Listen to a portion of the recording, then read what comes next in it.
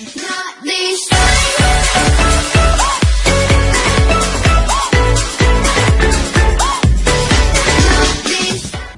And to top it off, he's also delivered the third most viewed TED Talk to date. Since it makes sense to start with why, your book, let's go ahead and take it from there. What is basically, can you speak about the importance of knowing why you do what you do rather than what you do? Sure. Every organization on the planet knows what they do. Some know how they do it, but very few understand why. And at the end of the day, every single organization, even our own career, always functions on these same three levels. It's a biological constant. It's just how our brains take in information and we make decisions. And so you have to know all three. But the problem is most organizations don't know why. And what I've learned and spoken about and written about is that those few organizations, those few CEOs who truly understand why their company exists, and this has nothing to do with making money, that's a result. But literally, why do we need their company to exist? Because you can buy whatever they sell somewhere else, usually.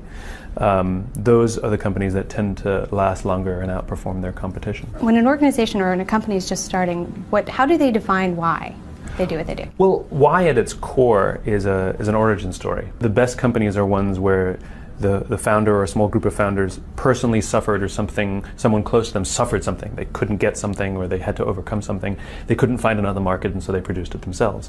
The weakest companies are the ones where somebody reads a magazine, sees a market opportunity, and attempts to build a business around it. And the reason is simple. It's because there's no passion for something that we perceive a market opportunity around. But when we personally suffer something, or somebody around us personally suffers something, or we can't get something, this is the source of passion.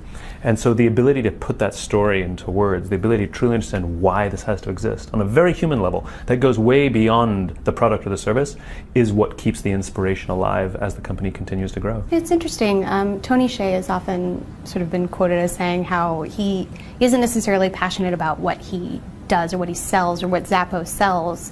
It's more or less he's passionate about customer service. Mm-hmm. So it strikes me as there are different aspects of business that people can be passionate about. How do you suggest finding that passion? So our passion comes from who we are, not necessarily what we sell. It's true, Tony doesn't necessarily care about shoes. What he cares about is human beings. What he cares about is his employees, and he cares that his employees take care of his customers. And that's how it works. He's really obsessed with having a good time, delivering happiness, as he calls it. And what he sells is incidental. He could have sold anything. And so our why comes from, like I said, who we are, how we're raised. It's the sum total of our experiences when we were kids, and our whys are fully formed by the time we're 18, 19, 20, and the rest of our careers simply offer us opportunities to bring our cause to life, to bring that purpose or cause to life. And when we do something that is consistent with what we believe, we feel passion. When we have to work hard for something we don't believe in, it's called stress. You work just as hard, if not harder, when you're passionate than you are when you're stressed. The difference is one of them, it feels good, and the other one, it doesn't. So if you look at great organizations, whether it's Apple or Virgin, every company that Virgin's ever started is Richard Branson. His personality as a human being is the personality of the companies. His beliefs, his values are imbued into the organization. In other words, they're the same thing. His companies are one of the things that he's done in his life to bring who he is to life.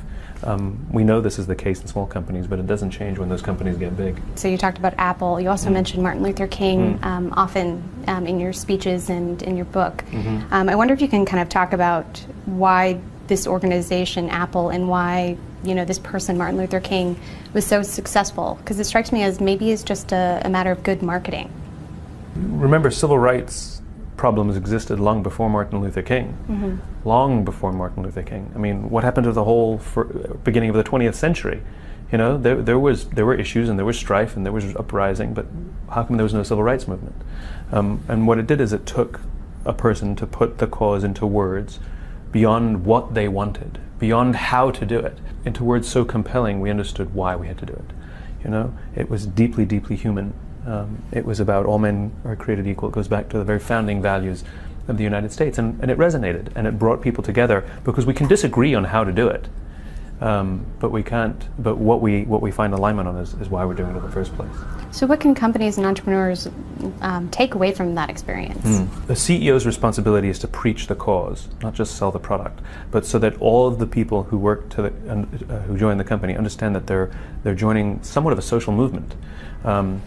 Steve Jobs was really good at this. I mean, the people who worked there really thought they were going to change the world, and they still do. And they did. And they did. And that was a credit to Jobs preaching the cause and preaching the cause. And if you go back to the origin story of Apple, here was this new technology called the personal computer. And Jobs was a populist. He believed in power to the people. And he believed that this technology could really empower a human being to stand up to a corporation. And that would never happen unless they made it simple to use. So it wasn't just about simplicity and design, it was about giving power to people. And if you've noticed, since the dawn of Apple to this current day, they only have individuals in their advertising. One person rising up, that old 1984 commercial of one person running into this Orwellian scene. It's one person dancing with an iPod. It's I'm a Mac, I'm a PC. It's really about the individual and about empowerment. Had Apple started in the 90s, it would have been a dot-com. It would have been an online. It just happened to be the technology of the day. It had nothing to do with the technology. It had to do with his own personal beliefs, and the technology was simply a means to an end. And this is what gave them the power to diversify their portfolio as well, which is it was never about the product in the first place. It was always about the people. So it sounds like it would be rather hard, from the way you kind of put it, to learn entrepreneurship or to learn how to be a leader. Leadership is a skill. Leadership is a practicable skill. And it's rarely taught, unfortunately. And when it is taught, it's not taught well. Most of the MBA programs don't really teach leadership. They call it leadership, but they teach management. Leadership is this really, really sort of sophisticated change in mindset. When we're very junior, the only thing we have to do is be good at our jobs. And they teach us how to use the software or use the technology so that we can get good at our jobs. They give us training. Some people get advanced degrees in how to do the job, accounting or whatever, And if you're really good at your job, they'll promote you. And eventually you'll get promoted to a position where you're now responsible for people who do the job you used to do. But nobody teaches us how to do that. Mm-hmm. And this is why we get managers, is because the people who are now put in charge of us are actually better at the job than we are. That's what got them promoted, and they can't help themselves. And so we have to go through this transition. Some people make it slowly, some people make it quickly, and unfortunately, without training, some people will never make it. We have to go through this transition where we are no longer responsible for the results. We now become responsible for the people who are responsible for the results. We're no longer responsible for taking care of the customer. We're now responsible for the people who are taking care of the customer. This is what leadership is. And it's a practicable skill, and it's the same thing as becoming a parent. Your lifestyle will change, and now everything is centered around taking care of another human being. That's what leadership is. Entrepreneurship is different. I've had these discussions and debates with people whether you can teach entrepreneurship. There's a huge difference between being an entrepreneur and being a small business owner. Not all small business owners are entrepreneurs, and some entrepreneurs own huge businesses. Richard Branson's an entrepreneur. He owns 300 companies worth multiple billions of dollars. Mm-hmm. He's an entrepreneur. So let us not confuse small business owner and entrepreneur. A small business owner owns a small business. An entrepreneur is a problem solver. It's the way they see the world. They see the world differently. And I would debate whether we can teach that. I think we can teach some of the skills of building a small business, but the jury's still out for me whether we can teach entrepreneurship. Uh-oh.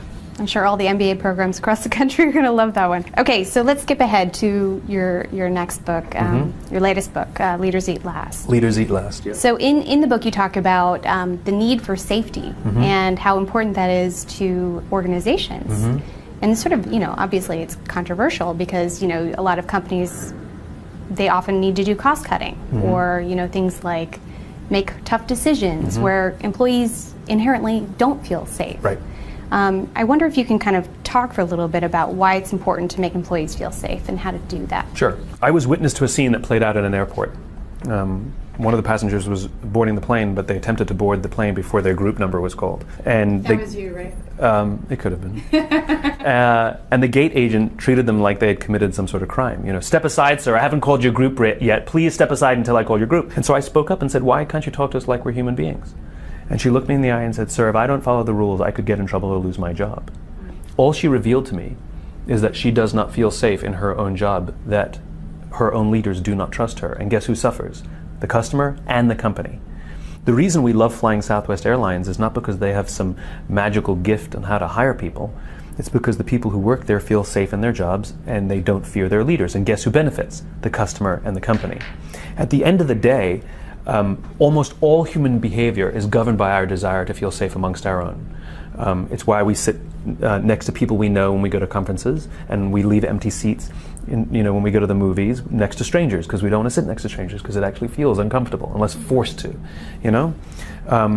And so when a company creates an environment, when leaders create an environment in which their people feel like they can take risks, like they can offer ideas, that they can make decisions on how to do their own jobs without fear of getting in trouble or losing their jobs, what ends up happening is they feel loyal, they feel trust, and they feel the want and desire to cooperate, and they will offer their blood, sweat, and tears to see the vision advance. When, however, the leaders create an environment where we fear for our jobs, we fear getting in trouble, the natural human reaction is cynicism, paranoia, mistrust, and self-interest. We literally create environments in which people would rather put themselves ahead of the organization. If you work in an organization where it is standard practice for people to send a CYA email after every decision that's made, that is a result of the conditions created by the leaders, where people are forced to take time and energy out of their day away from advancing the company in order to do things to protect themselves from their own leaders. That's what's happening.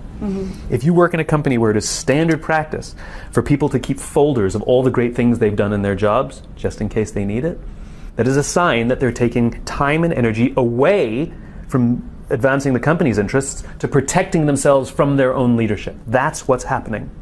And this idea of layoffs is only a modern occurrence. Mass layoffs as a means of balancing the books did not exist in the United States prior to the 1980s.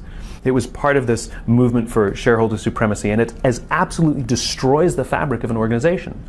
We're going to tell a human being to go home and tell their family that I can no longer provide for our family because the company had to balance their books this year.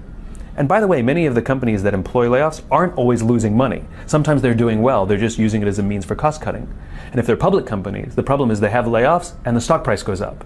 So they're actually incentivized to do it, which is madness. And forget about the people who lose their jobs. Think about the people who keep their jobs. Now they have to come to work the next day with the full knowledge that this is not a meritocracy, with the full knowledge that at any time the company values an abstract number than they do more than their lives. You cannot get innovation out of a system like this, because people biologically react to that environment, and they will not put the organization's interests first, they will not put the leader's interests first, they will not take care of each other, they will take care of themselves. Let's talk about actual sort of tips on how to do this sort of thing. Like how do you avoid layoffs? No, how do you show that you can offer a trusting environment? So, especially if you're just starting out and people don't really know you exist. Sure. So for small businesses, their survival depends on the willingness of the people who work there to commit to helping build this business. It is the most difficult thing in the world with the overwhelming chance of failure. So why anybody would want to do it is madness, Right. And that entrepreneur, that leader should understand that their very success or failure depends on the willingness of their people to help them succeed. And so when they treat their people or tell their people that they're disposable, then those people will never give their all, and they'll always have one foot out the door just in case. Not to mention the fact that the churn is destructive to the organization, and the ability to then hire, it becomes very expensive because you have to keep paying higher and higher salaries. Well, we all know that we shouldn't do that, but what should we do? Correct. So what we should do is tell our people that we're committed. First of all, you hire slowly. You hire well. This whole idea of hiring quickly, getting the right people on the bus. The problem is which bus? How do we know that the driver's going in the right direction? Right. This is what why is. That we've got a purpose, a cause, a belief, and I have a clear sense of where I'm going. That has to come first. It's not just moving people on and off a bus. And once we get people, we commit to see them be at their natural best. So little things like when somebody makes a mistake, instead of screaming and yelling, you say, all right, let's try again. When you create an environment where somebody feels like they can come ask for help. The leader has to tell the truth obsessively. They cannot lie and spin things to the company. They have to be brutally honest all the time, because by creating an environment of honesty, that means the people themselves will be honest. The leader sets the tone. If the leader lies, the people will lie. If the leader spins, the people will spin. If the leader's brutal with the truth, and by brutal I don't mean they have to be mean, I mean they have to be super honest, then they'll create an environment where everybody's honest and say, I screwed up, I need help, which is so much more helpful than waiting until something breaks. What about, I know you've talked a bit about sort of the lifetime employment idea. Yeah, there's a company in New York City called NextJump, and they're a tech company, remarkable company, and every year, near the end of the fiscal year, the CEO, Charlie Kim, would notice that the tone inside the office would change, and productivity would sort of flatten. And so he asked, why is everybody nervous?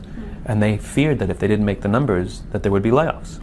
So to avoid that feeling in the office and that change of environment, Charlie decided that from this day on, if you work here, you have lifetime employment if you want it. You can't get fired from NextJump for performance issues. Just like if your kid comes home with a D on his report card, you don't put the kid up for adoption and find a smarter kid. You get the kid a tutor. Well, isn't that only sort of attracting, I hate to say it, but sort of attracting and retaining dead wood, potentially? If you hire bad employees, then yes. They spend 3 months. It takes 3 months to get a job at NextJump. They hire unbelievably slowly, and they don't just look at your resume. They're not just interested in what you've done and where you worked and what your skill set is. They have a term for it. Toxic geniuses, I think is what they called them, where you hire these brilliant people who are absolutely destructive to the organization because they're cancerous. In other words, they don't fit the values. And so they're very interested in humility. And so they screen for things like character, and they screen for things like humility and honesty in the interview process. So you could have a fantastic resume, but if you fail those tests, you won't get a job at NextJump. They're very careful who they adopt into their family. If you run a big, powerful company, it's easy to attract these sort of high-achieving employees. How do you attract? Sometimes. Well, no, I can't. Let's be frank here. Google doesn't have a hard time hiring people. How do you go about attracting these sort of high potential employees? Sure. So offering people a purpose or a cause, something they can contribute to, is the single most powerful thing in the world. Just as a sort of a counterpoint, when all the big banking CEOs were brought up, for testimony in front of Congress, Congressman asked them, why do you have to pay these disproportionately ridiculous salaries? And the answer was to attract the best talent. But that's just fundamentally not true. If you start with the great salary, you attract people who want great salaries. But if you offer people the opportunity to change the world, create a new world order, change the way we do business, which is what Virgin does, it's what Branson did, it's what Jobs did, it's what the early days of Sam Walton did, it's the early days of what Microsoft did. They all offered people the opportunity to come and do something bigger than themselves, and you attract people who would rather do something bigger than themselves, and then you pay them fairly. And so this goes back to the concept of starting with why. I'm pretty sure a lot of people are swayed by the paycheck too. Yes, and it is a temporary thing. Many of us in our careers have taken jobs for the paycheck, absolutely, and there's a point in time where it won't be worth it. Mm-hmm. There's a point in time where no matter how much money we're making, we don't enjoy our lives. And I've met so many people whose entire careers have been judged by paycheck to paycheck to paycheck, and then at 35 or 40 years old, they hate their lives, they're depressed, and they literally have no way of getting back on track because they took the money every single time. And I know people who took the job because they felt like they wanted to be a part of something. Usually they don't bounce around as much, for one, because they create a family and they join a family. But if they do move, they eventually make up for those losses in money because they're so good at their job, because they're so passionate about it. So it's the choice to take a job is simply for a short-term gain, for both company and employee. Well, I've been wanting to ask you this question. So Colin Powell has written about the need to grow leadership from within. Yeah. Because for obvious reasons, the military doesn't really get to pick and choose who they hire. Can you speak about sort of how you can go about growing leadership from within? Yeah. So like I said, leadership is a teachable, learnable skill that's usually not taught. And like a good parent, if we commit ourselves to the growth of our own people, then what we're doing is growing leaders from within. There's this, people falsely believe that companies have an advantage because they can hire and fire and folks like the military can't. A, you're assuming that they're hiring and firing the right people, and B, but what are they coming for? At least in the military, everybody took an oath and they're there for some higher purpose. In other words, they have that in common.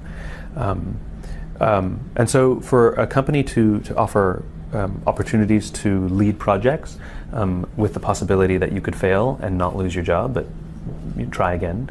This is one of the hard things about being a leader, which is when everything goes right, you have to give away the credit, and when everything goes wrong, you have to take the responsibility. We put people in positions that maybe it's too soon, but then we also want to take bets on people and see if they can do it, to give people control over the decisions they make. One of the quickest ways to undermine the growth of your own people is to feel the need to reply to every email. Executives or CEOs who on the weekends, at night, when they're on vacation, when they're at conferences, are taking any time they can to reply to every email. Nothing says I don't trust you than the need to respond or demand that you approve every decision. The more accountability we offer people, the more they rise up to the occasion. The more we refuse to give them accountability, the lazier everybody gets, because why do I need to? You're going to make all the decisions. What else can people learn from the military? Entrepreneurs, specifically. It goes back to that sense of taking care of people. If you think about how we refer to the people with whom we work, we call them colleagues. Sometimes they're friends, occasionally. Co-workers, yeah. In the military, you have brothers and sisters. That's the intensity of the bond. The intensity of the bond is about brotherhood and sisterhood, and it's not just in combat.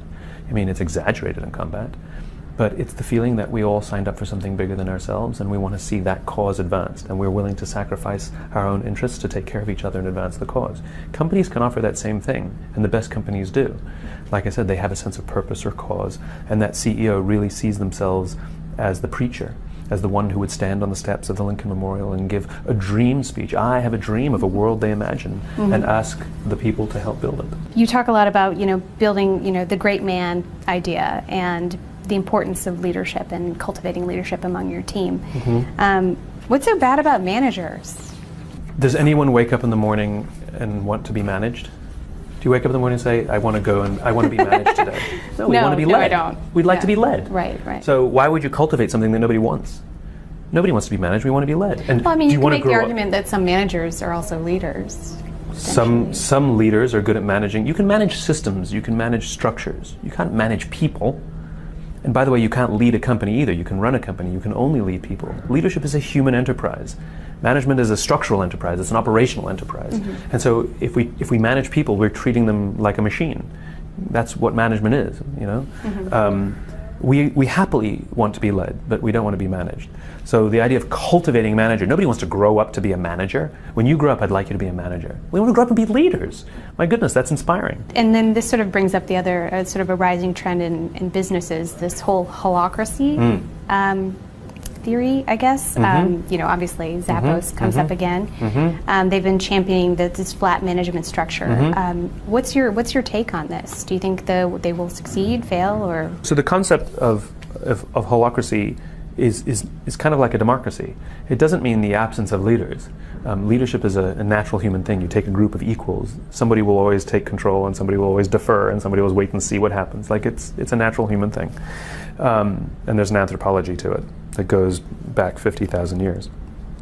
But the idea of the holacracy is that we're responsible for our own piece of the organization, which I think is actually quite sophisticated.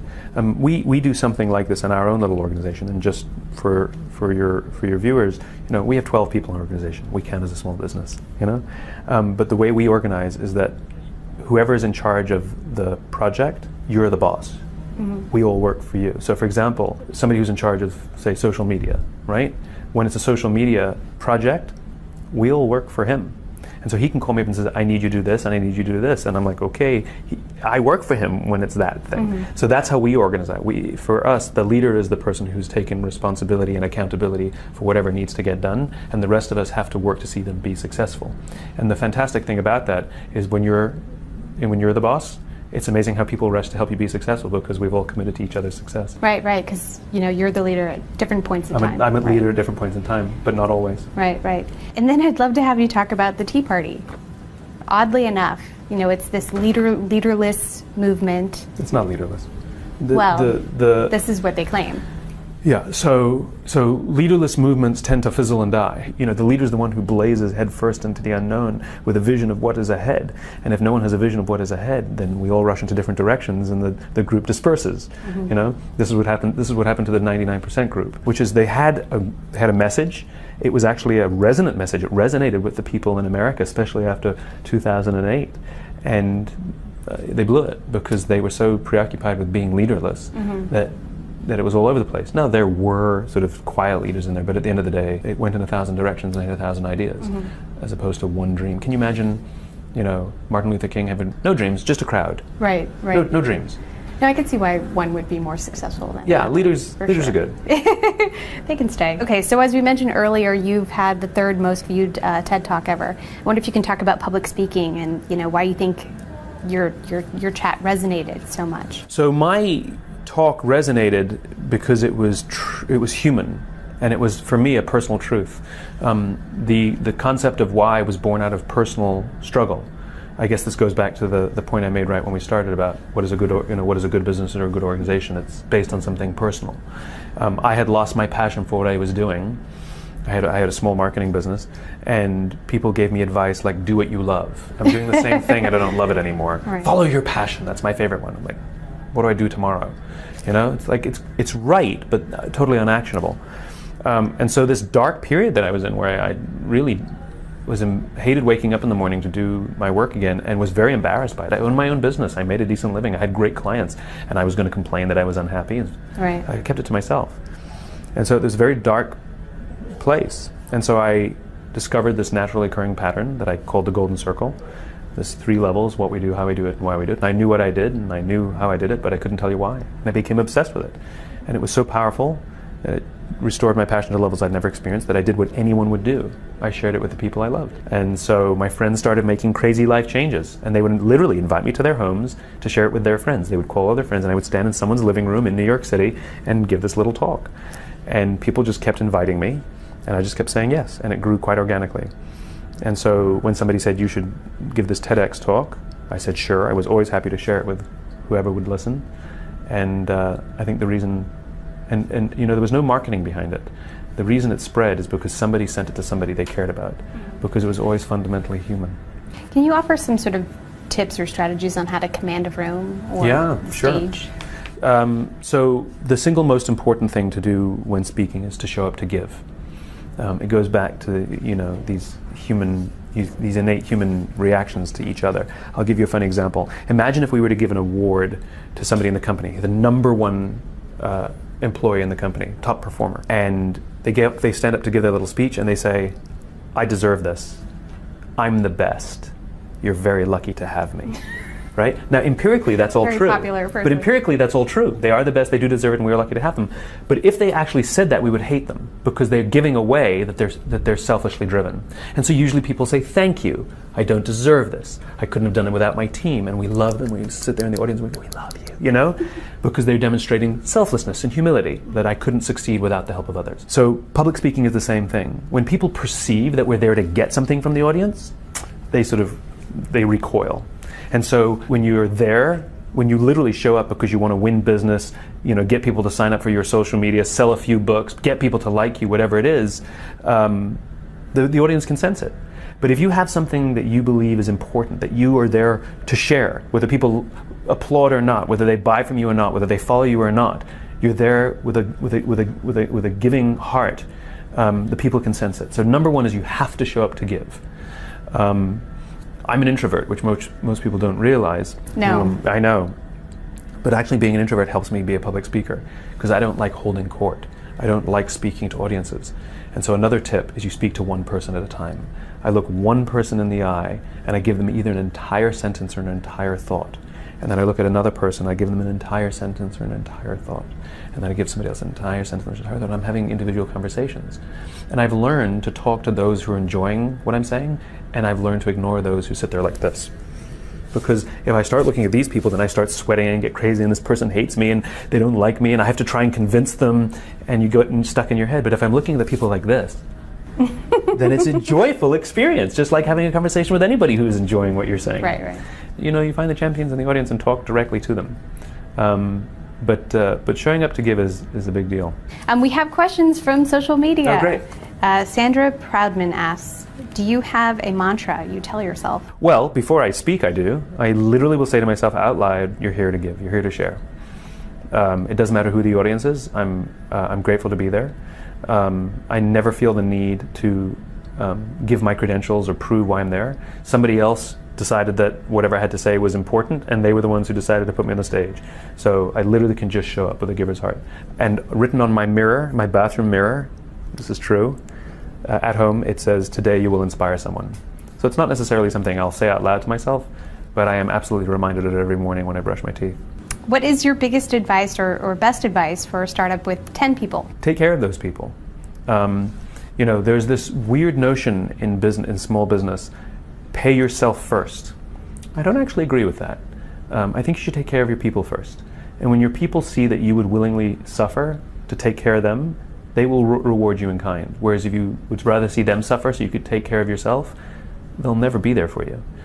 I had an experience early on in my business where, and I always tried to put my people first, where we literally couldn't afford, I mean, we had $10,000 in the bank and we could barely make payroll month after month, let alone our bills.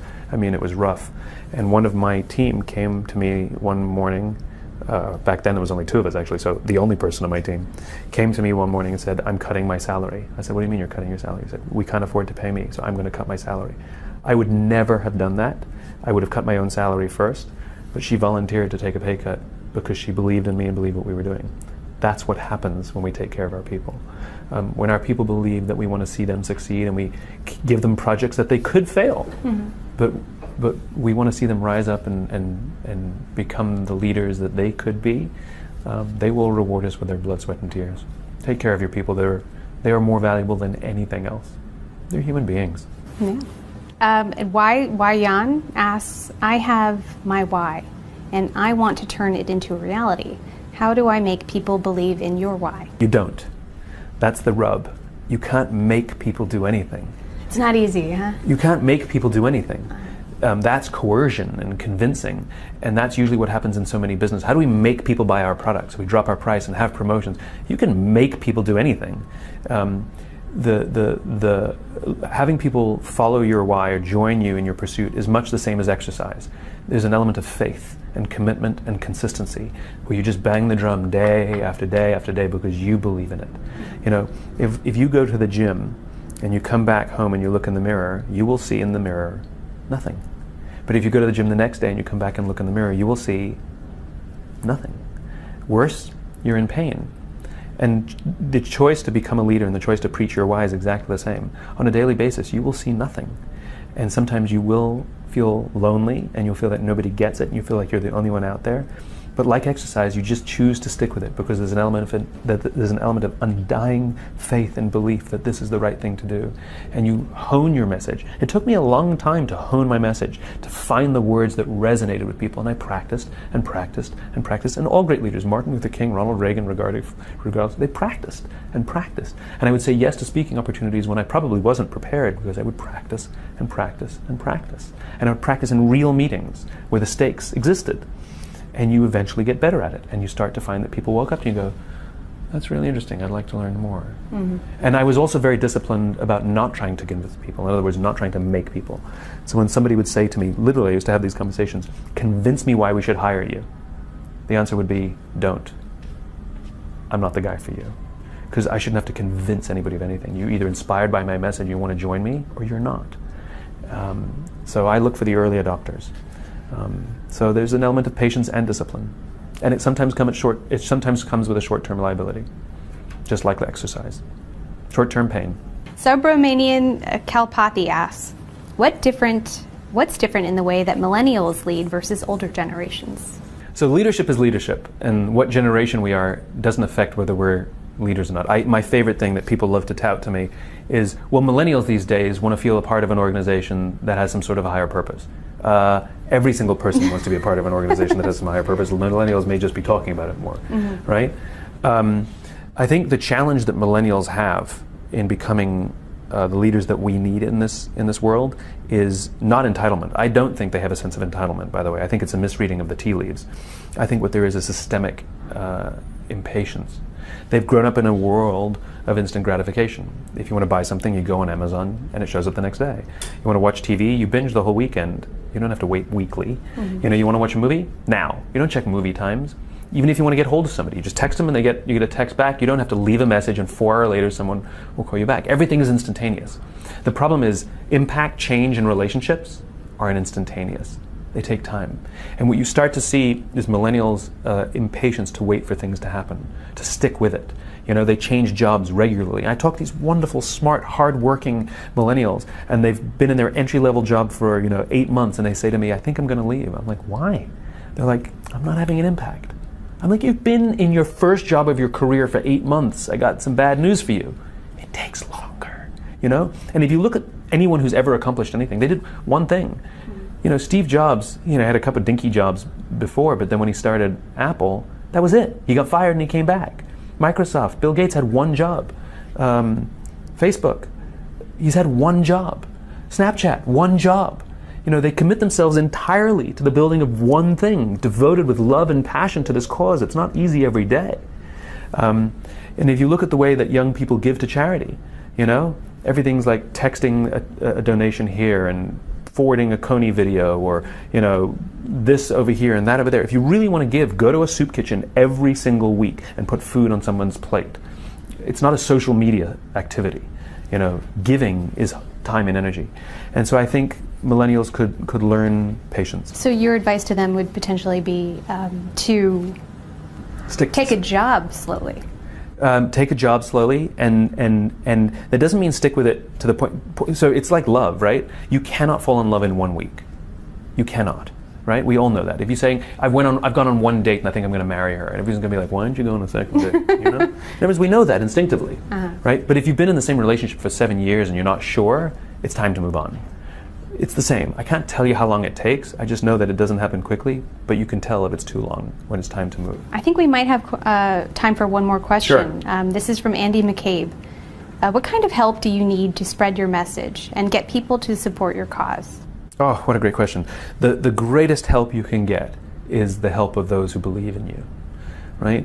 People who selflessly take your message, make it their own, and willingly share it with others. This is what happened to every great social movement. It's what happened to every great entrepreneur. It's how my own message and my books spread. I've never been reviewed by any major newspaper, any major publication, and yet the books sell well because somebody says you should read this. And so, instead of really practice how to articulate your message so people go, I'm listening. And the greatest place to practice, on a plane, on a train, when somebody turns to you and says, what do you do? The most dreaded question in the world, So if I don't feel like talking to someone, I'll say, I'm a writer. I'm a consultant. I'll make something up. Mm-hmm. It doesn't matter. And they go, oh, and that's it. We're done talking, right? But if I say, I teach leaders and organizations how to inspire people. Now, if they believe what I believe, which word do they hear? Inspired. And they go, that's so cool. And we're talking about me for the next 2.5 hours. If they don't believe what I believe, they say to me, what kind of organizations do you work with? So I can tell from one statement what they're tuning into. Oh, wow. And that took me a long time to hone. But I've learned that, and I can find the people who believe what I believe. And we share ideas, and we share our vision of the world, and we help each other. It's not just that they're helping me spread my message, it's that I want to help them spread theirs too. Don't you think you can also learn from people who don't believe what you believe? You can learn a lot from people who So I should spend time with people. Compliment you. So what you're basically recommending is I should date people I don't have good chemistry with and become friends with people who don't share my values and I don't like. Precisely. But that is what it is. No, or at least convince them. Maybe that's it. Why convince anybody? I wouldn't want anybody to twist my arm. Why would I want to twist theirs? Mm-hmm. I adhere obsessively to the law of diffusion of innovations, which states simply that all populations sift across the standard deviation, the bell curve. You have your innovators, your early adopters, your early majority, late majority, and your laggards. And if you want to create a tipping point, you need 15 to 18% market penetration. We can get 10%, just the law of averages says it. But to create that tipping point, you have to appeal to the early adopters. And the early adopters are the ones who are willing to take risks, pay a premium, suffer some sort of inconvenience to be a part of whatever it is you represent, right? The early majority, or the majority in general, they say, what's in it for me? What guarantee do I have that this is going to work? Convince me why I should work with you. But the problem is there's no loyalty there. So I'm obsessed with the early adopter community, which means I'm much more interested in talking to people who are willing to take a risk on me, try something that's imperfect. I don't believe my ideas are perfect, and I don't believe that the things that I offer are comprehensive. But they're okay with that, because they understand that I'm working towards something bigger. That's the population I want, because they take my cause, they make it their own, and they're the ones spreading the word with me, as opposed to the majority who's just interested in what they can get out of me. Terrific. All right, Simon, thank you so much for coming today. Thanks for having me.